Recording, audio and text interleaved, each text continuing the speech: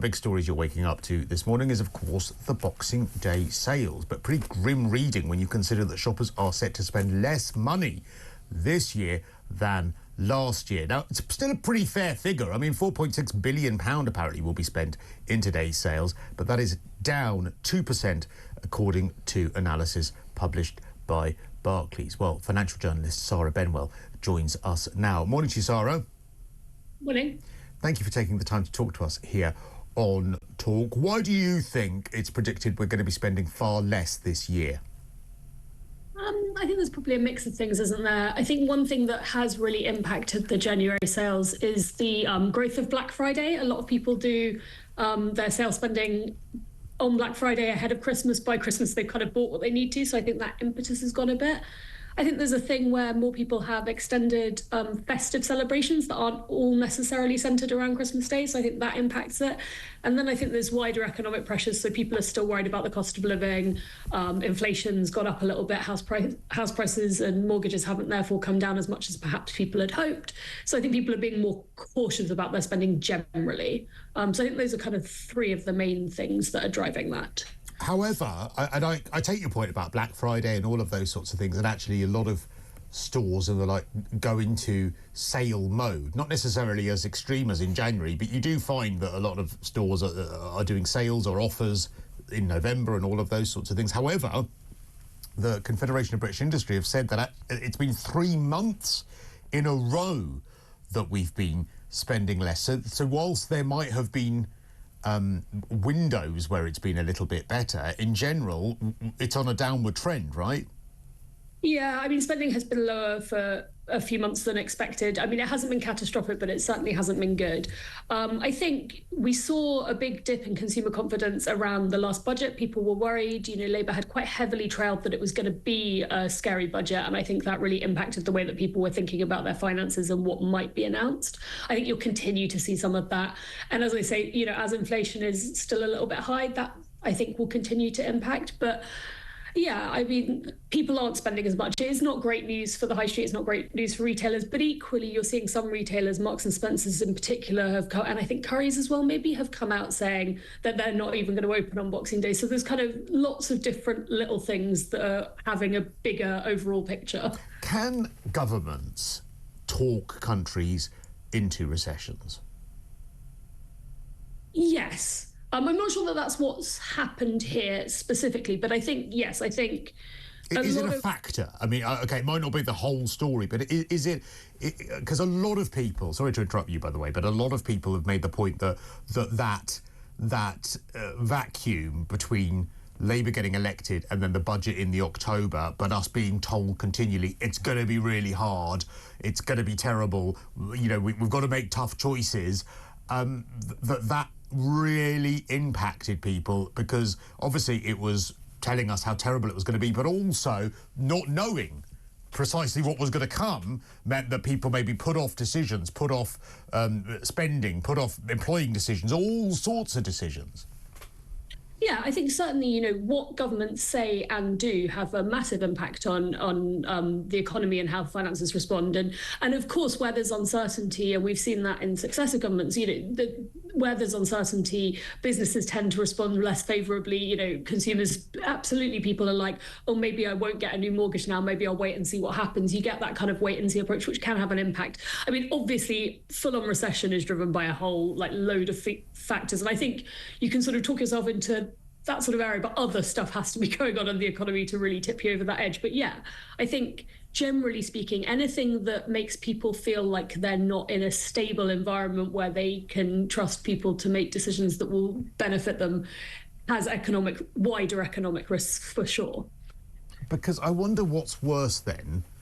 Is it being told that things... Is it actions that are going to make things tougher for people, like higher taxes, like the higher national insurance, or is it uncertainty? I mean, what's worse? Is it businesses and consumers being told, look, these are the parameters of what's going to happen, and they're grim, but this is how it is? Or is it, oh, we can't tell you yet, and you're not going to know?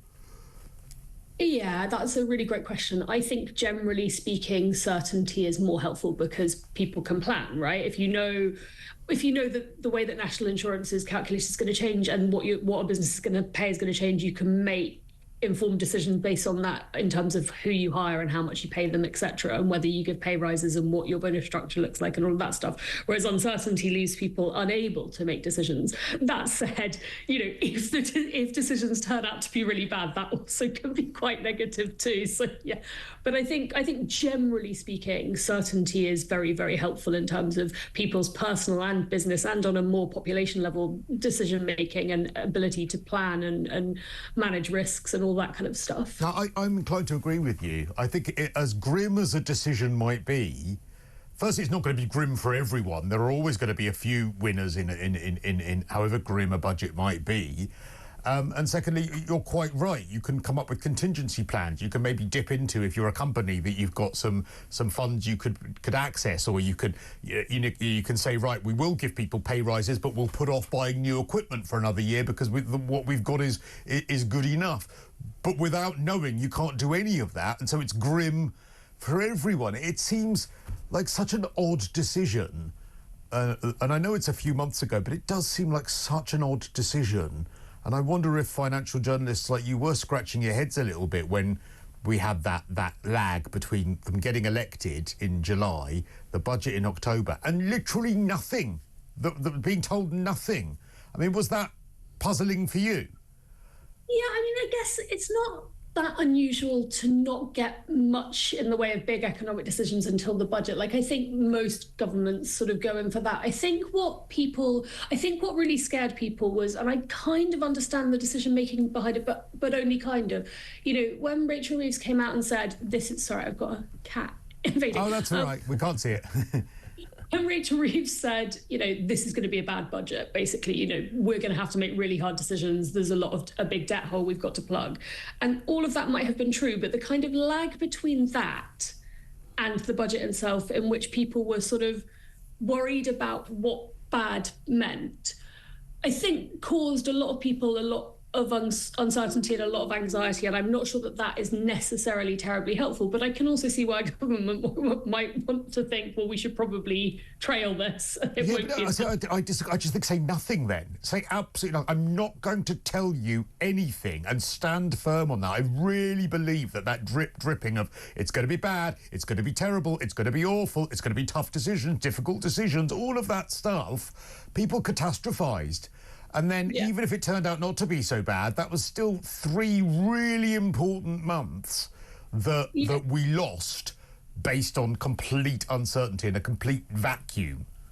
Yeah, and I think people, and you certainly saw it on social media and in places like Mumsnet and on Facebook and stuff, where people were kind of speculating about what that might look like and creating kind of threads or conversations where it was like, well, they say it's going to be bad. How bad's that going to be? And what's it going to mean for my finances? That's like there's definitely a thing where in an absence of information, people speculate and try and work out what's going to happen. And that can, it's easy to see why in that kind of period people put off making major financial decisions because the spectrum of what could have been announced was so broad. And I do, coming back to sort of what I said about certainty, I do think that generally speaking, if people know what's coming down the track and they know, what's being planned, that can help them make decisions. And likewise, giving people, I know you're talking about VAT on private schools later, giving people enough time to fiscally plan and respond to changes is also helpful. Springing things on people last minute is not ideal in terms of people's decision-making processes and ability to kind of weather economic risk and all of that stuff. One final glimmer of good news, though, and I think it's worth pointing this out, is that a quarter of those surveyed by Barclays who came up with research to say that we would be spending less year on year, intended to shop in person, which is 11% more than last year, and they've said that it was because they want to see and touch items. They also enjoy socialising whilst shopping, and that is good news for the high street, right? That people actually want to get off their backsides, go to the shops, go to the department stores themselves. So how significant is that, and why do you think it is? Yeah, I think it's really significant, and I was surprised when I read that figure because it's kind of bucking trends that we've seen elsewhere over the past however many years. It's definitely good news for the high street, and it's good news for other businesses that sit on the high street. Like if people are shopping in person, they're more likely to go and buy a coffee and all of that kind of that residual stuff that goes around the sales.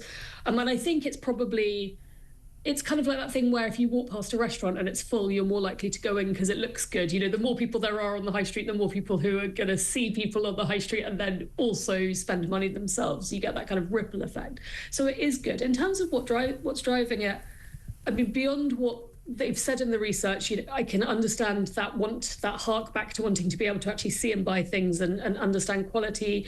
The socialization element makes sense. It definitely used to be a thing in the past where people would actively go and shop the sales as like something that they did either as a family or with their friends. So maybe we're seeing a return to that. But it was a surprising figure. And if that ends up being a long-term trend, that probably is good news for kind of consumer spending generally. Well, that is good, and it's a nice note to end on. Nice to talk to you. Thank you, Sara Benwell, financial journalist.